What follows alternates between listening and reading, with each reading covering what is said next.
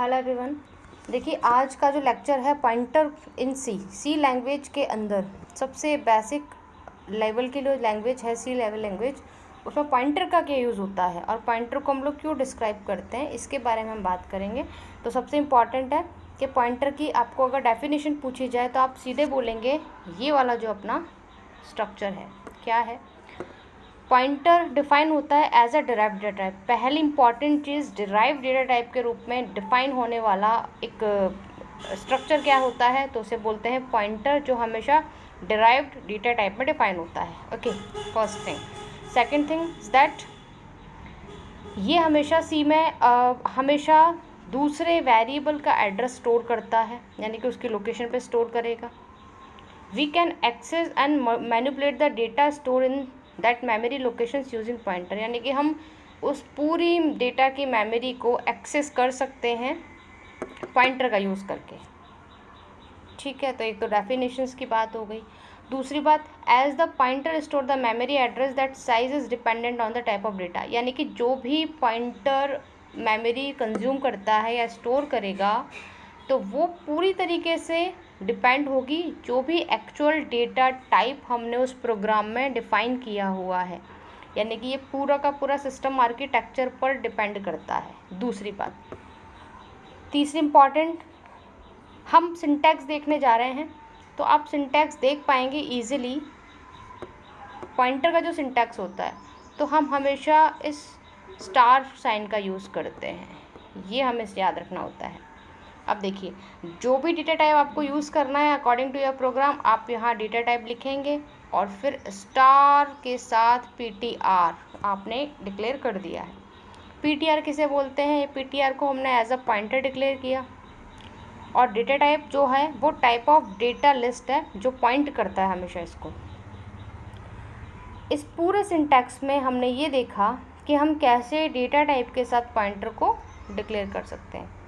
अब पॉइंटर को कैसे यूज़ करेंगे ये भी कई बार क्वेश्चंस पूछा जाता है। तो वर्बली अगर आपको क्वेश्चन पूछा जाएगा कि बताइए पॉइंटर्स का यूज़ किस सिंटैक्स में या किस सीक्वेंस में करेंगे, इसका सिंटैक्स भी पूछा जाएगा, सीक्वेंस भी। तो आप पहले बोलेंगे फर्स्ट ऑफ ऑल पॉइंटर को डिक्लेरेशंस करेंगे, उसका बाद उसका इनिशियलाइजेशन होगा और उसके बाद उसको डिफरेंसिंग होगा। डिफरेंसिंग का मीनिंग ये पता करना होता है कि सेम मेमोरी का एड्रेस पॉइंटर ऑक्यूपाई कर रहा है या नहीं कर रहा। First of all pointer declaration. Pointer declaration में सबसे इम्पॉर्टेंट होता है, हम जब इनिशियलाइज करते हैं तो ये साइन हमें लगाना ज़रूरी होता है। ठीक है, इसी को बोलते हैं कि पॉइंटर का डिक्लेरेशन सही है या नहीं है। एग्जाम्पल भी हम देख लेते हैं साथ के साथ। देखिए, इंट का जो सामने लिखा हुआ है, इंट का पॉइंटर डिक्लेयर हो रहा है। The pointer declared here we point to some random memory access, यानी कि कुछ देर के लिए वो रैंडमली कोई मेमोरी एक्सेस करता है। ठीक है, दूसरा इंपॉर्टेंट है पॉइंटर का इनिशियलाइजेशन, वेरी वेरी इंपॉर्टेंट है। इनिशियलाइजेशन इसलिए इंपॉर्टेंट है क्योंकि ये यहाँ पर एक इनिशियलाइजेशन एक प्रोसेस होती है जहाँ पर हम कुछ इनिशियल वैल्यू पॉइंटर को असाइन करते हैं, और जब इनिशियल वैल्यू पॉइंटर को असाइन होगी तो हमेशा यूज़ होगा एम्परसेंड का। देखिए यहाँ हाईलाइट भी हो रहा है, ampersand address of operator. Example में आप देखेंगे अच्छे से, इंट का वेरिएबल का 10 डिक्लेरेशन हो गया, इंट का पॉइंटर भी डिक्लेयर कर दिया हमने एक, और स्पेशली जो इनिशियलाइजेशन का पार्ट है जिसके लिए हम इसको पढ़ रहे हैं वो ये लाइन है आपकी, PTR बराबर एम्परसेंट VAR। ठीक है, यानी कि पॉइंटर को वेरिएबल का मेमोरी ब्लॉक कुछ देर के लिए मिल गया है जिसके अंदर की वैल्यू है 10। ओके, तो अभी आपने देखा पॉइंटर को क्या करना, डिक्लेयर करना और उसका इनिशियलाइजेशंस करना।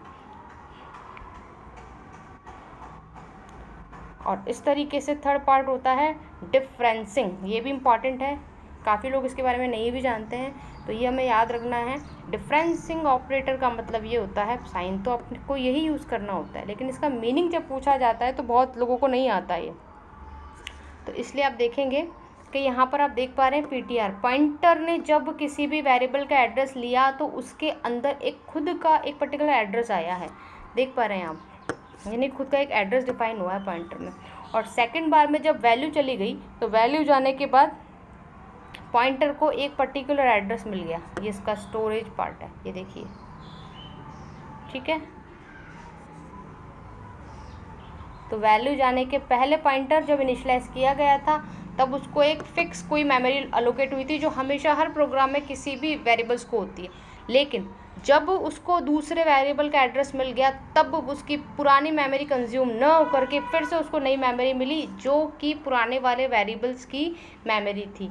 इससे समझ में आता है कि पॉइंटर का वर्क ही स्पेशल दूसरे वेरिएबल के एड्रेस को स्टोर या होल्ड करना होता है। Thank you.